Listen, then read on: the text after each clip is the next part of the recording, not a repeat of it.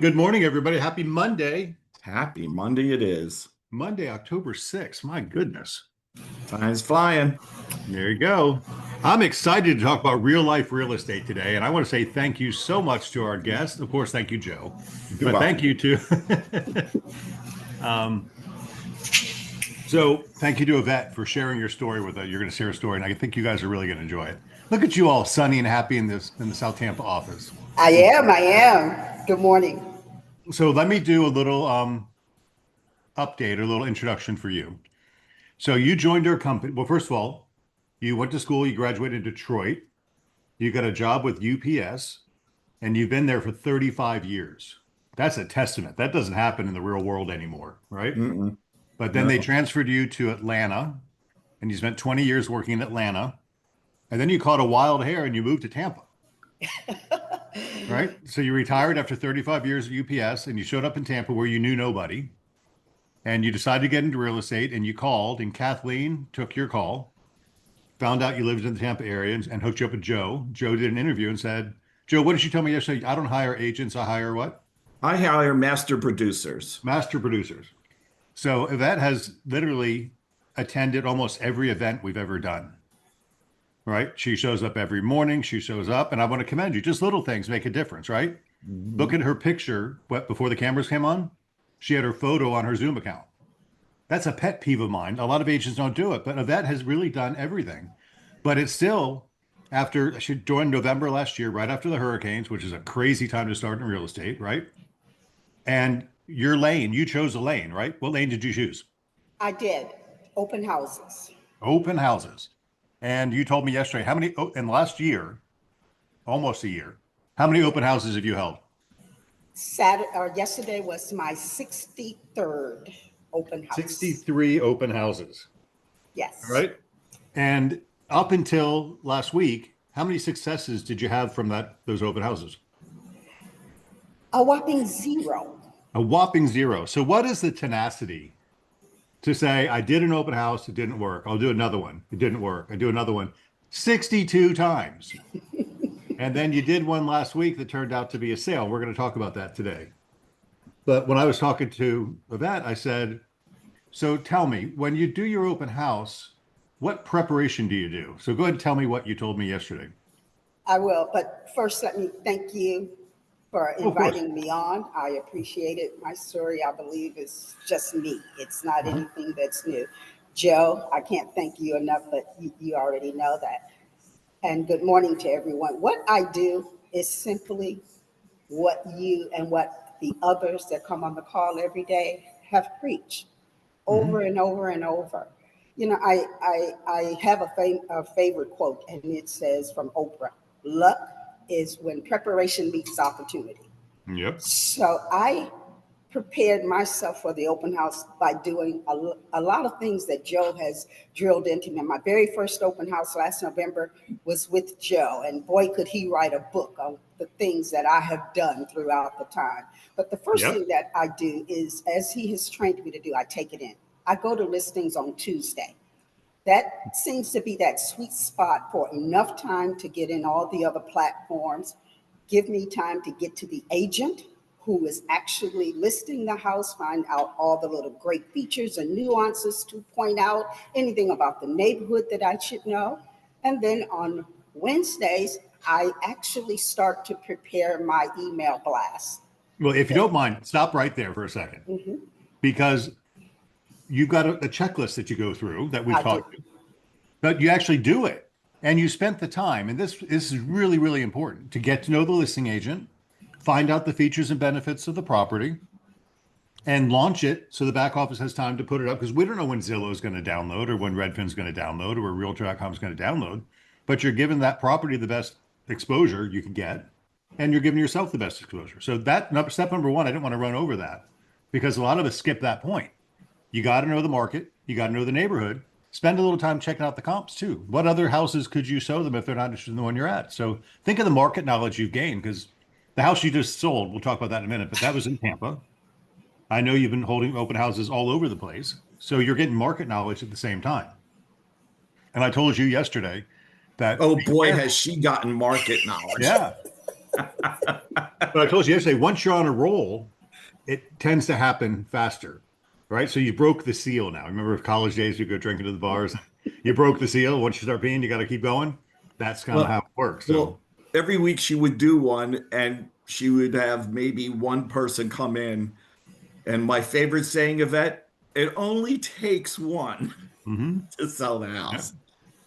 okay, I didn't mean to cut you off. So Tuesday you do that. Wednesday, On Wednesday, what I did is I work on my blast because thanks to about a gazillion calls to Jimmy, when I had a database of 2, he still tell me helped who's in your database of 2. the same 2 people, Joe and Angelique. They were Yep. about, and boy, did they get some crazy emails. And Jimmy was helping me to set up, but it. Well, let me stop you there because it's important. You moved to Tampa and knew nobody. So your database was a goose egg. Yeah, one right? person. Other one than person. staff, and Joe and Angelique probably aren't going to buy from you because they're both licensed, right? Oh, Now you've amazing. been working on your database too, and you've been adding to that. So just to add some plugs there.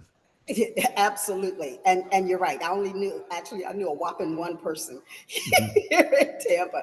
But after I got the database blast down by working with Jimmy a million calls and then practicing with Tammy and them because I needed to be to how to market it. And boy, did I make some goose eggs that I wasn't coming across right. I have learned so much. You asked me earlier, but that's what I do. I just kept getting better and better, and it sounds better and better. And that's what I tend to do on Wednesdays, get that prep ready. On Thursday is when I like to send it. More great coaching from Joe that says if you send an email too early, it's probably going to be forgotten. Yep. And if you send it too close, it's not going to have time for planning. So I'll tend to send my email out, the blast out on Thursday. Love So that's the blast. At Thursday, I will also tend to do Thursday and Fridays are my pre-trip days. And just for the record, I do 2 open houses on Saturday and 1 on Sunday afternoon. So I now do 3 open house and have been most of this 2025. So I pre-trip the neighborhood. I like to go in the afternoons and see what the traffic is like, what the schools are like when the activity is there. And I'm also directionally challenged, so it helps me to make sure I'm at the right house, the right space. So I do that pre-trip work. I like to do it on Thursday so that if I have questions, I can come in and speak to the agent in the office. And I do come to the office every day. I love this office. I love the people, what it does for my motivation, because I have needed it a lot of mornings. So that's what I do to prepare. And I will also, in some cases, put out my signs on Friday, a day early, at least, for the Saturday morning, so that people will see it. Then I show up early and I stand outside. Another great coaching tip. I stand outside. I may not go with all the neighbors. I have to progress to that, but I meet the neighbors outside. I meet them walking their dogs in their yard cleaning, and I will go up and talk to them there. So that's pretty much what I did. Well, that's exactly what we teach, right? Absolutely. And I think you've proven it's not instant gratification. You don't just do an open house and you win, right? But you've mastered your cause. You started out, you probably didn't do as much. Now you're doing more and more. The next step is to canvass the neighborhood, right? So I don't want to give away the big prize yet. So we're going there. So Joe, you have, and I've been talking as the managers have. One of our goals is to find out what drives you, right? So what is it that, I mean, come on, you held 58 open houses with no results. What made you keep holding an open house? It's really because I just had to succeed. Failure just wasn't an option. I had to make, I questioned myself. I had a whole lot of doubt in there. And I'm sure you did. Are you sure this is for you? But there's just something. And how many of our audience are saying the same thing? Are you, because we have about 150 people that haven't done a whole lot in the last year. But the industry has 71% of the people that did not have a sale in 2024. So you're not in bad company, but many people give up. And I think the reason I wanted you on today, you didn't give up. And your future is so bright now because you did, you don't go to college for a day and then get a job. You go to college for 4 years and you do your study and you prepare and you get mature and then you're attractive to the world. And something you told me yesterday, because you were in corporate sales at UPS, right? Yes. And you mentioned to me about DISC and how Joe helped you realize that the sale you're making today, you're not selling a product, right? So what did you remember what you told me yesterday? I do. Joe, I would do a postmortem.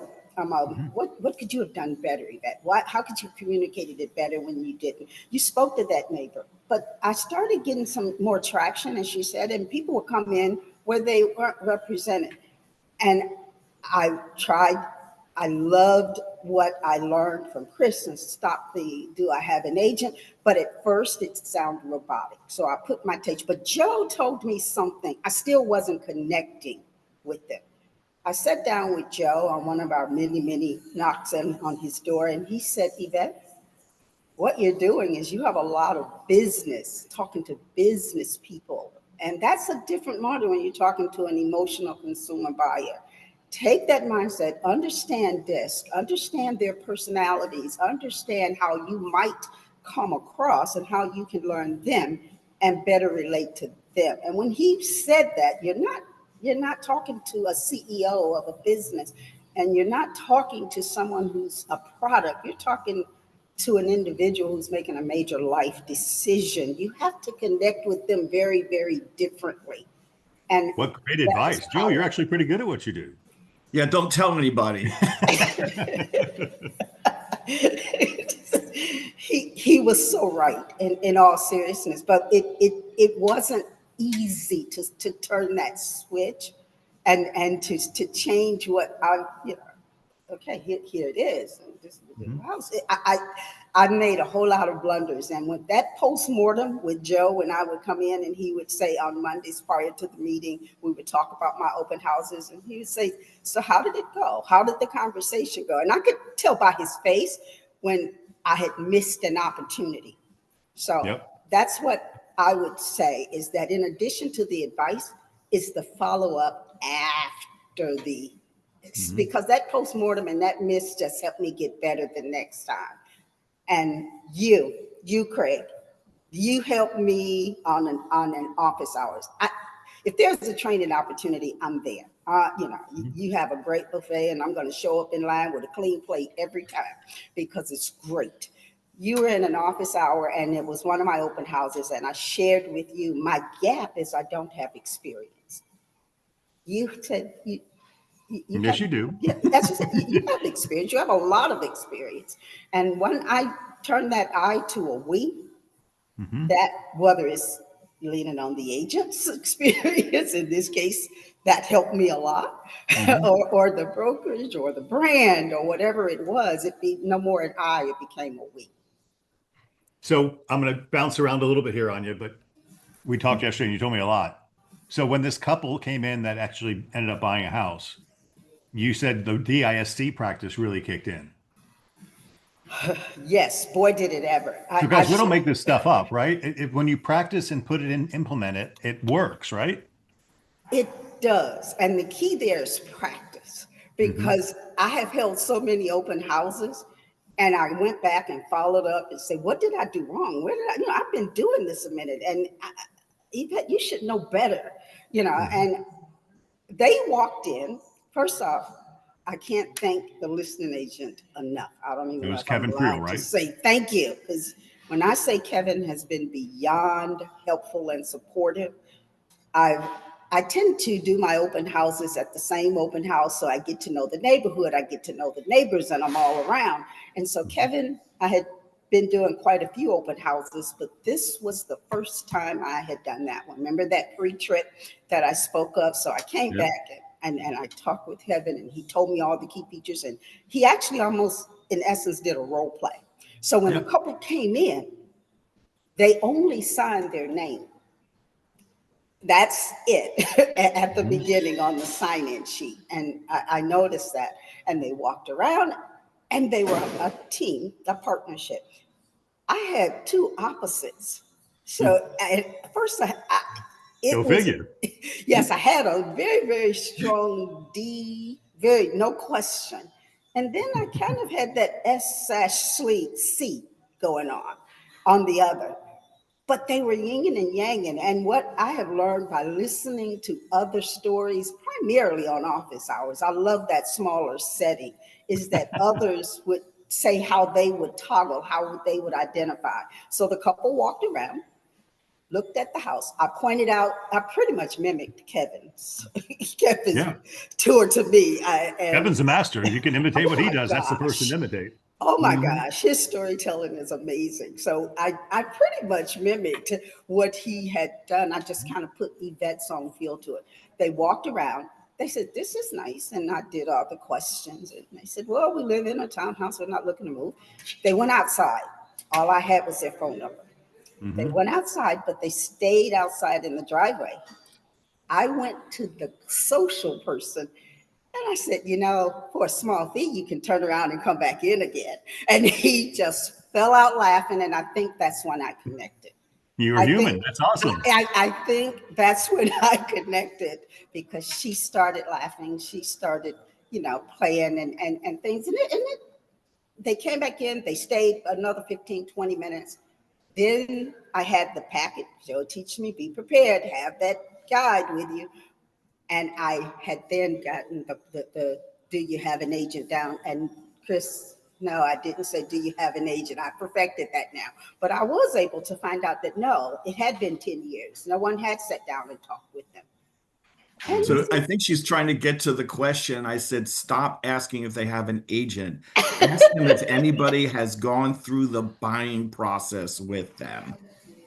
yes, Because that answers the same question. Yes. yes.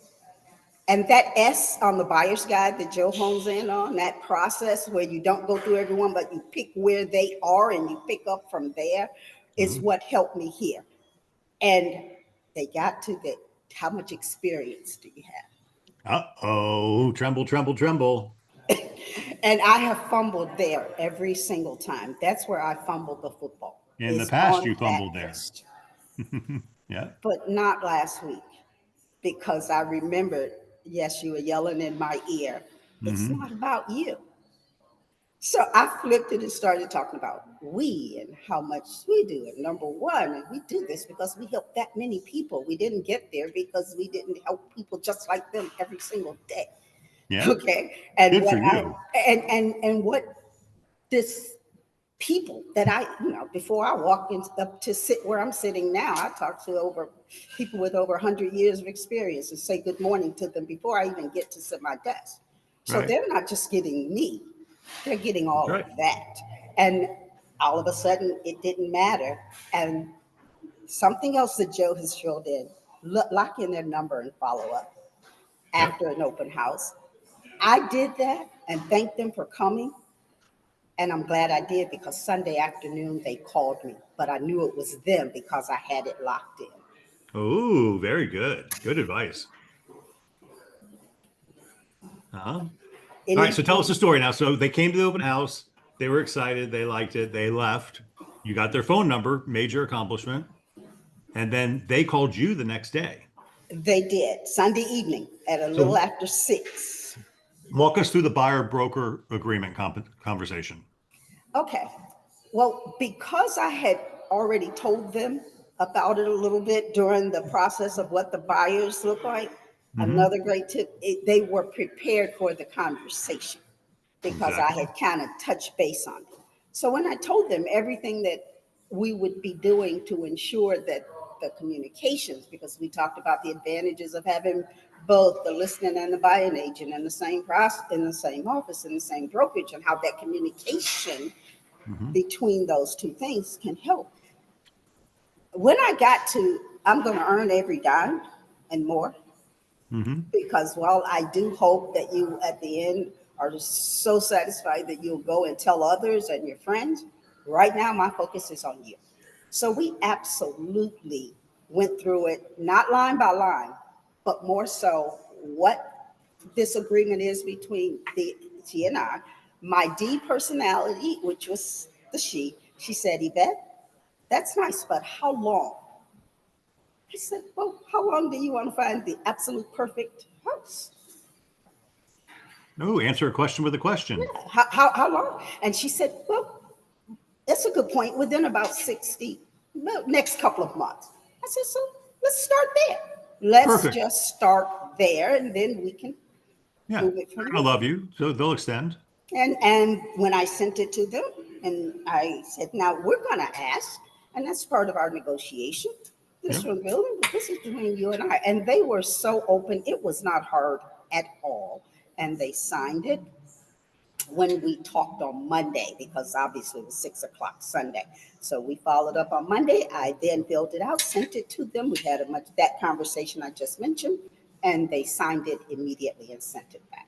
Okay, now this is you knew, because you did your homework, you knew the seller was offering a 2.75% compensation. Yes. So you wrote your BBA at 2.75%, right? Yes. Did they ever push back at that, or did they just sign it? They just signed it. Here, listen to that, people. I've been telling you, they don't argue, right? If you're caving, it's you caving, not them, right? So they did it. All right, so Craig, I want to add one thing here, because I want to make sure everybody online understands. So Yvette was talking about the buyer's guide. So I tell everybody the buyer's guide in Dotloop, make a few copies of those and take them with you to your open houses. So when you have someone who doesn't have an agent, you have something that they can go and you have something there to talk with them with. And she was explaining just a little while ago the buyer's process. So she was explaining that because she had the book there with her and she could go over that. So that tool is extremely important, because most of these people haven't bought a house in a long time. They don't know all the things in and out that's changed in the last 3 years. when you go to the doctors or you're in the hospital, do they come in just willy-nilly, or they have a checklist of things they've got to do? Oh, they have a checklist. When you're in court and your attorney's doing their whatever you call it, cross arguments, do they have a checklist they're following to make sure they get all the points through? Right? Would you consider a doctor and a lawyer a professional? Absolutely. So if professionals use checklists to stay on point to make sure they don't miss anything, why wouldn't we? And that's what the buyer's guide is. It's a checklist to make sure you touch all the important points. Right. We had a question online. Did you do your buyer broker presentation in person or over the phone? A combination actually of both, because of what Joe just said. Because I had it printed out in my little manila folder, I was prepared for that what if. What if that one buyer comes What if they through? say yes? Yeah. Yes. What if that one buyer comes through my open house today? Will I be prepared? And so I have rehearsed this with my niece so many times, she probably can go through this her own self. And Right. I have. So it helped. I picked up there. I didn't go through it. But you know what? I'm glad you asked that question, Craig, because what I found out in my conversation, I did it over the phone on Monday, but I started by flipping to that You process. breached the topic in person, you sell value in person, and then it was easy to close over the phone. Over the phone, but she had gone through the entire guide. So when I did it over Because the phone, she was the C. Yeah. But once again, you relied on the power of the team, because you don't have any sales under your belt. No discount to you, but we do. I mean, I forget the number now. I can show you. I didn't think I tore it on my book yet. I want to say we're at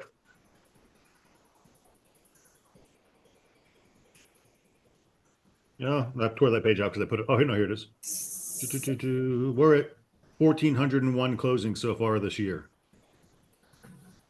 And that's up over last year, which the whole market's down over last year. So we're outperforming the market, and we're at 1,400 sales this year. That's a lot of closings. And we're not done yet. That's just through September. Yeah. So at that pace, we're doing over 150 closings a month-ish, somewhere in that range. So good stuff. Yeah, so lean on us. Perfect. That's all. That is what I got from you, and that has probably helped me the most, because I get that. I got it, and I still get it. And I even got it yesterday, which, cross fingers, might be my first listing, at doing one of Jessica's open houses. I got it. Well, it's not me. It's her lips. Jessica has a type, and she's great. So I thought it was we, just as much. So that BDA was not an issue, because they were prepared for it, and the phone call was 10 minutes. you did the one most important things in sales. You set the expectation. Yeah. All right. Because if you don't set it, they set it. So you set the expectation of what they had to do to get their house. So I'm Awesome. going to recap. So I wrote down you're a consistent open house sitter, right? You moved to the area, you have no acquaintances here. So you borrowed other people's open houses, which makes them very happy because their sellers are getting attention, makes you very happy because you can leverage their listing for your benefit. Then you were super smart and you spent the time to talk to the listing agent and find out features and benefits that make this house unique, right? So you're knowledgeable, and then you did your process, whatever you want to call it. On Tuesday, you send the listing into listing, so we publish it for you. Wednesday, you do your market research. Then you drive around, you put your signs out. I mean, you got a checklist you're following, just like the lawyer and the doctor do. You and I talked yesterday because one of the things, and you said you like this. We talked about what puts a big ass smile on your face. And you and I talked about it yesterday. But you said your son, right? He's 32 years Yes. old. He's in the military. Yes. My first question to you was, remember? Yes. Does he own a home? Does he own a home? And you said yes. And I think you sent a referral for him. He bought in California. And just for another plug on real estate, he has also invested in Airbnbs. Oh, really big. And that's almost more than, I don't know which one he does more, that or flying, but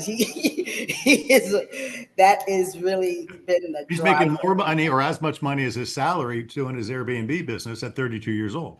And you got a proud mama here who's working to make sure he can do what he wants to do. Right? Yes. So that's a big ass smile. Absolutely. And I asked you this, and it was a very good answer. I said, what keeps you going to work every day, even though you went almost a year with no income? All right. And you said, it's actually, honestly, the people and the support that I get from coming into this office and talking with those agents, and the belief in me that if I rely on the process and what I have learned, so it starts with me, but what keeps me going is I know I can do this. And I know the doubt is going to come. It came to me. What did you do? You turned down jobs. You're here. What is wrong with you? Get back in supply chain. But the people. wait, let's talk about that again, because you turned down a job, right?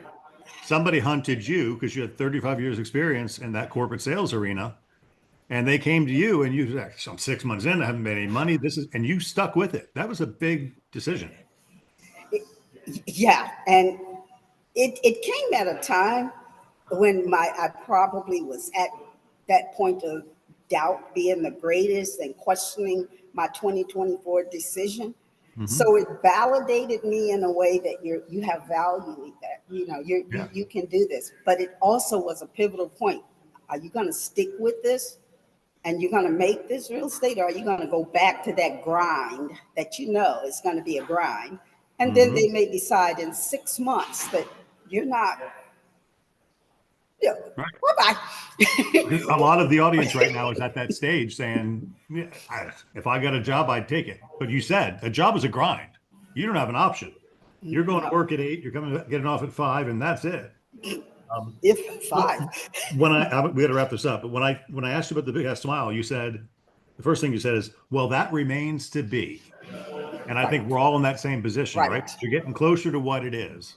So we don't expect you to have the answer, but we expect you to start searching for the answer, right? So when you figure out what the big ass smile is, well, let's get down to the chase now. The deal.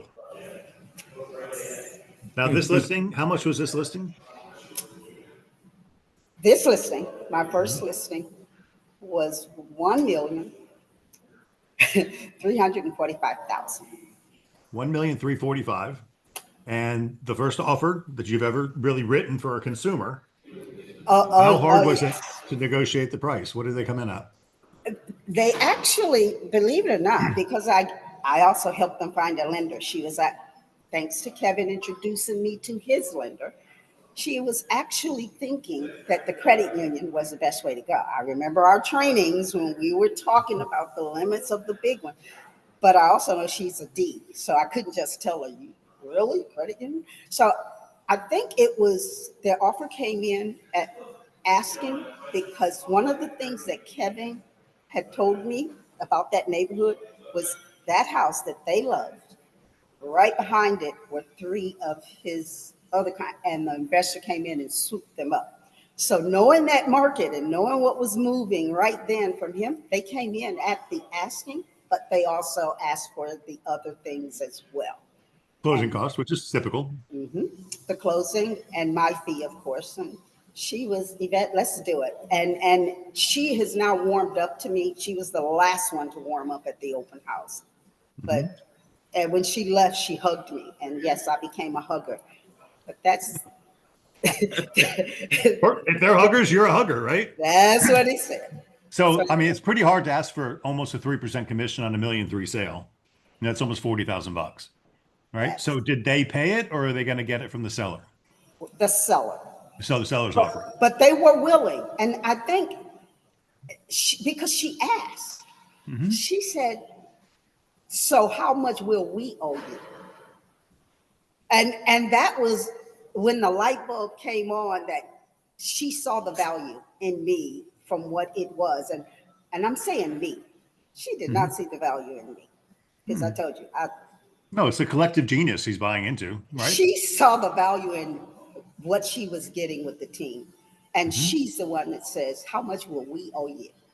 And when I was able to kind of calculate it, and she said, well, we're going to offer it, Yvette. If you need us to come back, you tell us what we need to do because we want this house. Wow. Yvette, I'm so proud of you. And I mean it.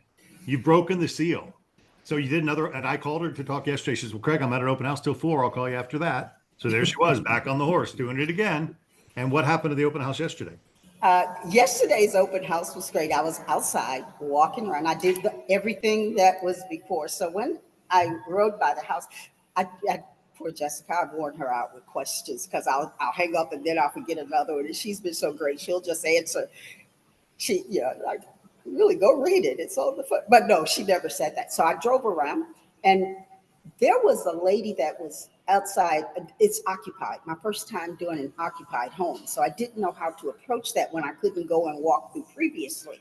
And that feedback was, you can still drive around the neighborhood and look around. So when I drove around, there was a lady that was standing outside and she had the cutest little dog. So I waved at the dog.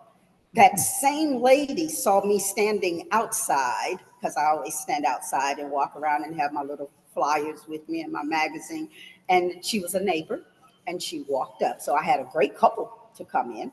We talked about it. Yes, they have their aunt representing them. So I followed up with them and said, thank you, because he took 2 of my cards when he left. So it's like, why are you taking 2 cards? You may be able to refer. Here, take 4. But the lady that I waved at came through and she said, I want to see this house. I believe it was one of Joe's famous posts that sometimes people come to the open house to interview you as an agent. That's exactly what that neighbor was actually doing, because when she left, she says, I'm thinking about listing my house. I may be calling you. There you go. Right. So the seal has been broken. Yvette, thank you so much for sharing your experience. Joe, you want to comment or wrap it up? I'm so proud of her. It's not easy to continually to do something when you don't see immediate gratification, so she's stuck with it. We do, after every weekend, we did a little reflection on her open houses so that she could get better. And the key to success is actually listening and doing it. All right. And that's where her success has been, is she takes the effort and to improve herself every day. Yep. So thank you, Yvette. Well, you've proven to my point, right? It takes a village. And when you and I were talking yesterday, you said, with Joe has helped me so much, and Angelique has helped me so much, and Kevin was wonderful. What happened when you found out where you get in the office? You said the entire office just was like, woohoo, hey! Unbelievable support. It was, from John on down, said, Yvette, I'm praying for you. Poor man, he can now get up. But it was from everyone said, we knew you could do it because you come into this office every day. We see you every day. You're at every meeting that Joe has. Well, Joe dropped knowledge like a taco drops crumbs on a cookie. You're doing it all the time, and I just pick it up. And you're talking to Angelique. I have worn her out. I know she is just over the past year. She's the reason I called you. She was so proud. She said, Craig, you need to call her and hear her story. I said, okay, I will. Amazing with the questions. You know, I delete stuff and she helped me find it. I can't tell you how many times she has picked me up when I was doubting it. So it's been unbelievable. Yep. All right, guys, that's real life real estate. And Yvette, thank you so much for sharing your story. I think it was beneficial. If you guys are anywhere near close to a vet situation, right? You've been doing it for a while. You're thinking about throwing in the towel. I hope this convinced you to just double down, attend everything you can attend, put in practice what we teach. And in time, it's going to come. And once that seal's broken, she's got, does she sound like a new agent now? Or does she sound like a confident professional agent? Nope, she's confident. She's confident, professional, and the world's your oyster going forward. Thank you so much, both of A you. little over time. Thank you, everybody. Happy Monday, October 6th. Take care. Bye. Nice.